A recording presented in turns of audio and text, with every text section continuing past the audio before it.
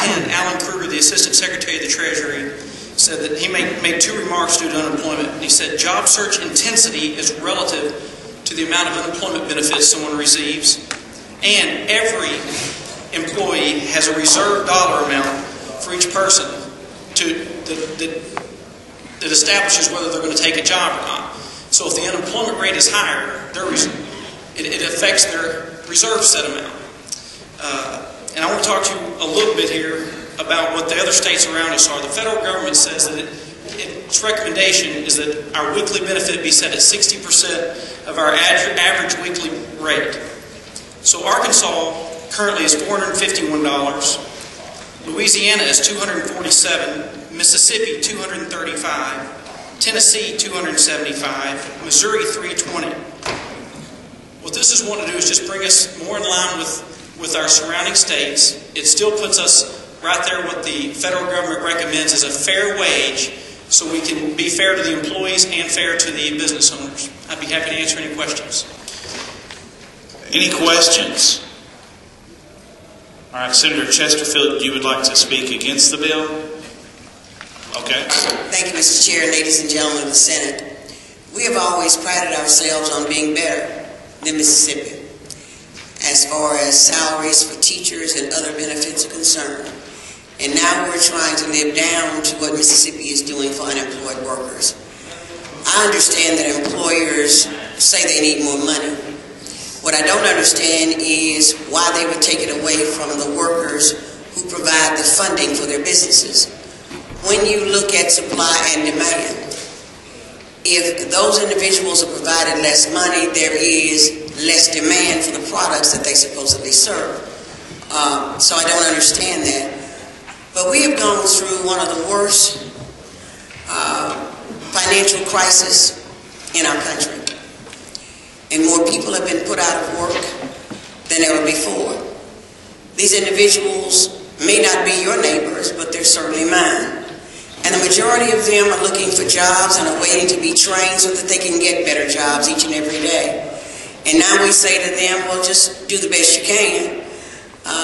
We don't care if you're able to pay your house note, because we don't care if there's a deleterious effect on the housing market. We don't care if they can't pay their water, light, and gas bill or feed their kids.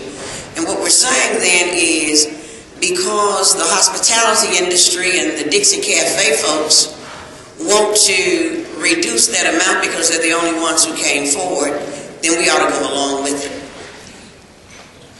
Whatsoever you do to the least of these, you've done it unto me, is what I have been taught all of my life. And I do not understand why at this very, very delicate time, when we're just beginning to get back on track, that we would suddenly say to our fellow Arkansans, you can't have what you've been getting. These are not people who are not looking for work. There may be some. There are always scufflaws. But these are individuals who work in the housing industry who can't find work because of the rain or the sleet or the snow. These are individuals who are looking for work but don't have the training. And now what we're going to do is give them one more bit of indignity, and that is to reduce the amount of money that they and their families rely on. I see that nobody's paying attention, so I'm going to go ahead and sit down. But I do believe that this is very, very important, that we remember those who have less than ourselves and think to ourselves, could I live on what we're proposing for these people? I don't think we can. And I believe that this is a bad bill. I don't believe that it has the spirit that we as Arkansans ought to show toward those who are going through difficult times right now, and I'd appreciate a no vote on the bill. Thank you, Senator Chesterfield. Senator Chesterfield spoke against the bill. Would anybody like to speak for the bill? Senator Burnett, you want to speak against the bill?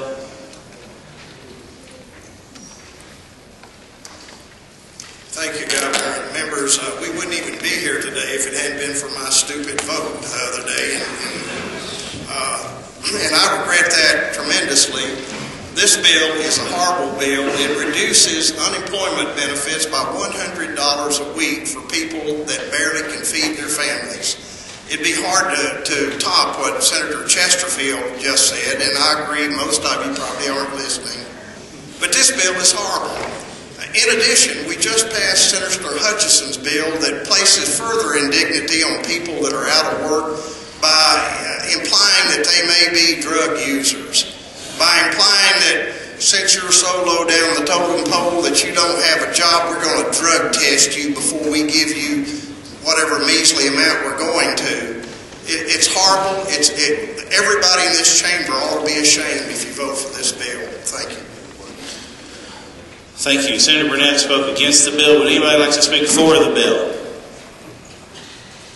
Against the bill. Senator Cheatham would like to speak against the bill. It's kind of tough to come here and speak against your seatmate, especially when you sense it bigger than I am. But I just want to share with you a second. I've never gone unemployed. I don't want to feel like it. But about 2 years ago, Georgia Senate shut out 2 plywood plants in the crossing. 350 people without jobs. Men and women, children affected. Been hanging around Bill Seffer too long, I think. No matter what we do, there's going to be people that misuse the system.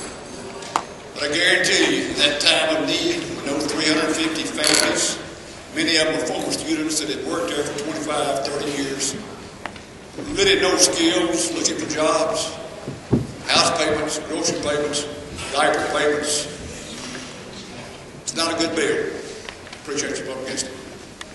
Senator Cheatham spoke against the bill. Would anybody like to speak for the bill? Against the bill. Senator Flowers, you're recognized.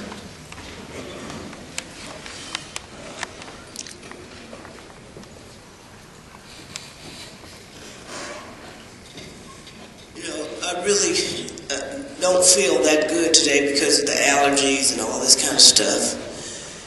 But I couldn't just sit here and not say something about this bill and tell you that this is not the right thing for us to do to our people in our state that find themselves unemployed for no reason of their own. They weren't fired. They were let go. They didn't do anything wrong. Either the employer is downsizing or going out of business. But when they went to work, they were assured that there would be an unemployment insurance plan for them. It's a trust, and the employer pays into it. Some of these people don't have insurance. Some of them are part of that 250,000 working poor that we just contemplated in Senate Bill 1020. And so, if we pass all of that and they're eligible, prove themselves eligible to be into that exchange, entered into that exchange, maybe they'll be able to get on the exchange and the federal government will pay the premiums for a little while, but who's going to pay that copay? They're not going to have it. And everybody wants to talk about how since President Obama has been in office that more and more people are on food stamps. Did you think that maybe some of the reasons more and more people are on food stamps because of the circumstances that we find ourselves in? Corporations moving jobs overseas. We got to pay them to come to our state and place businesses in the highest poverty pocket of our state. But we want to keep these people. In the committee the other day, there was a woman that came in there. She's unemployed for no reason of her own, and her husband, and they got 5 little children. And she talked about how they will lose everything. Mortgage, car, can't keep the phone on to even answer if somebody did call her with a prospective job. Food on the table, clothes on their kids' back. Kids go to school. Some kids go to schools that require uniforms. That's not cheap. Washing powder is not cheap. Gasoline is not cheap. I can't get a half a tank in my car, and I got a pretty good gas car, a Hyundai. And it takes $50 and I get less than a half a tank of gas. You must be really cold-hearted if you vote for this bill, because this doesn't make any sense. So if you want to go back, and I know good and well, in every part of this state, you can find some pockets of poverty. So I don't care whether you came from the Northwest or the Southwest, the Northeast, the North Central, the North, the South, wherever. You got some people that are going to be affected by this bill. Vote against it. Thank you. Senator Flowers spoke against the bill. Would anybody like to speak for the bill? Senator Ingram would like to speak against the bill. You're recognized, sir. I just want to point out to many of you in here, sometimes we take things for granted, but as an employer, all employers pay into the unemployment benefit for their employees.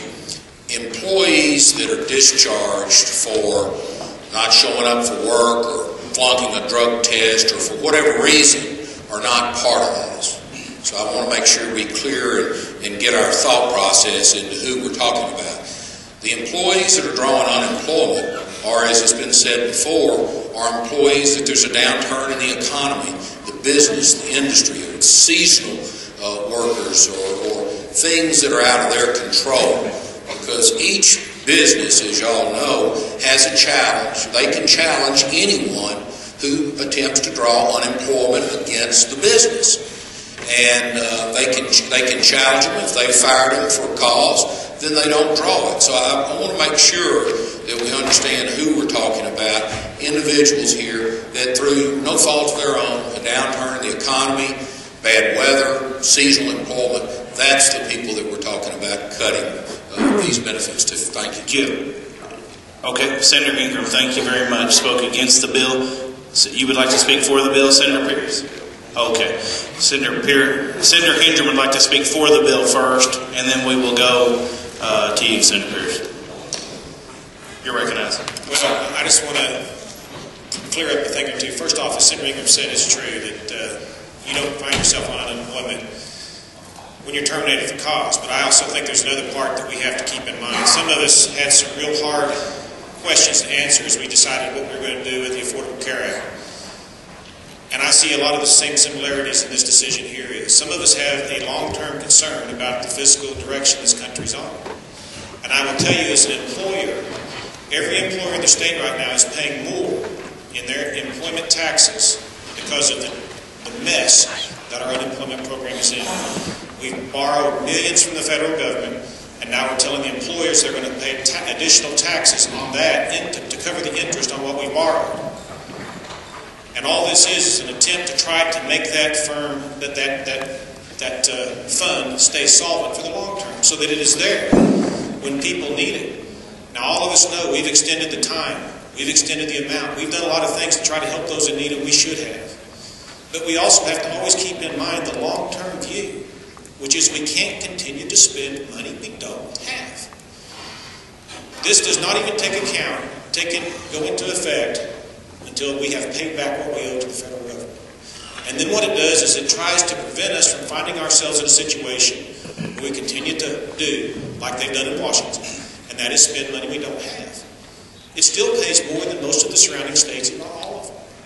So I think it's a reasonable way that we can take care of those that need it for the long term, and I'd appreciate a vote for it. Senator Hendren spoke for the bill. Senator Pierce would like to speak against the bill. And you're recognized.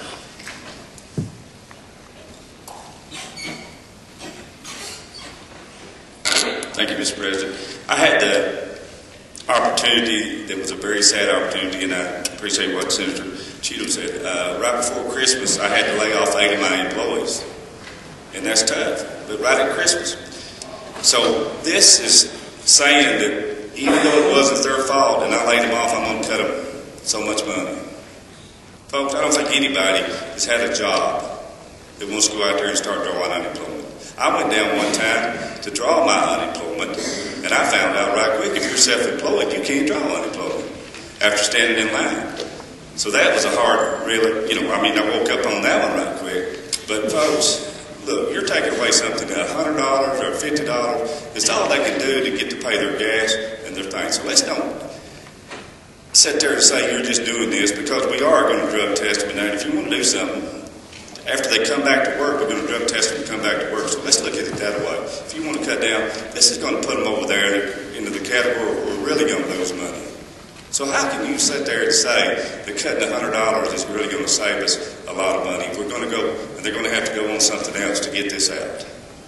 And I appreciate what everybody said about the business, but I'm in business for myself. But when you have to cut off 8 employees right before Christmas, that's a hard thing to do. And then now we're going to come back, and I appreciate what the senator said about it. It doesn't kick in, but it's still the idea of it. So I'd ask you to, for once, and I hate to speak against my good baseball buddy here's Bill, but for once, I'd ask you to vote no on this. Thank you very much.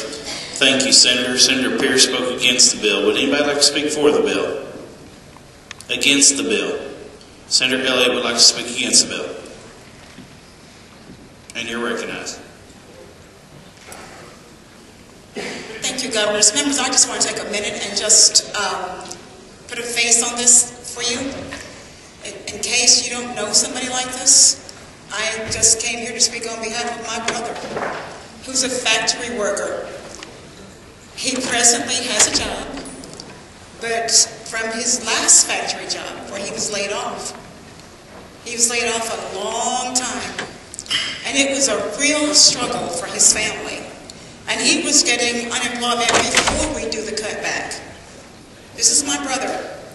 This is somebody that I watched go from being a proud man to having to take, in the first place, unemployment benefits. Couldn't make it.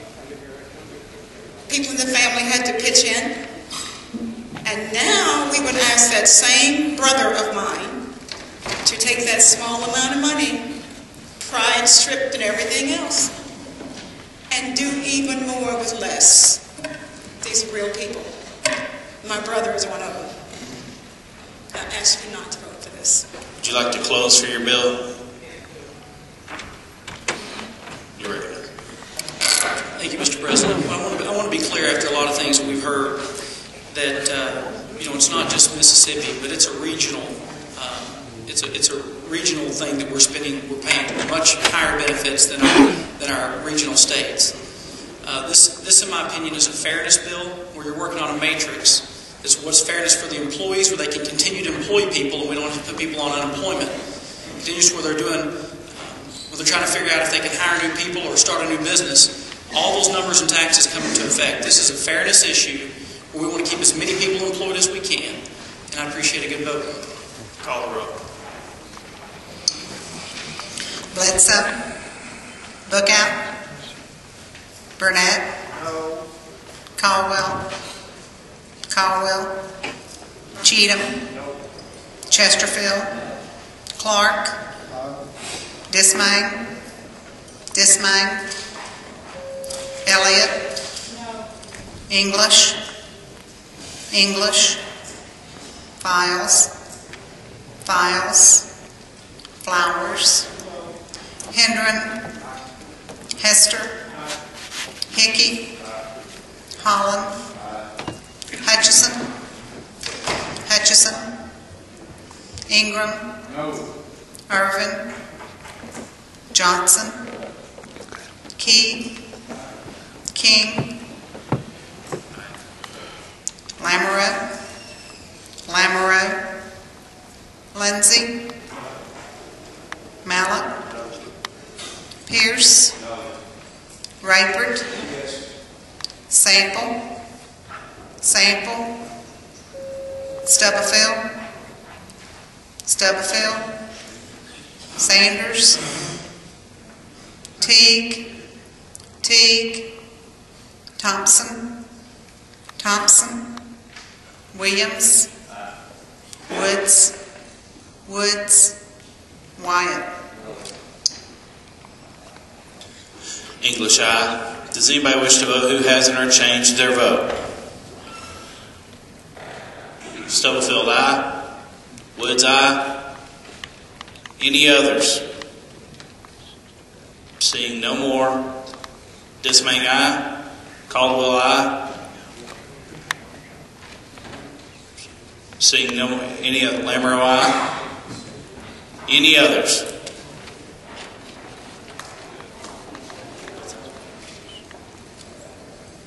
Seeing no more, cast a ballot. Senate Bill 875 passed, 19 yeas, 12 nays. Transmit to the House.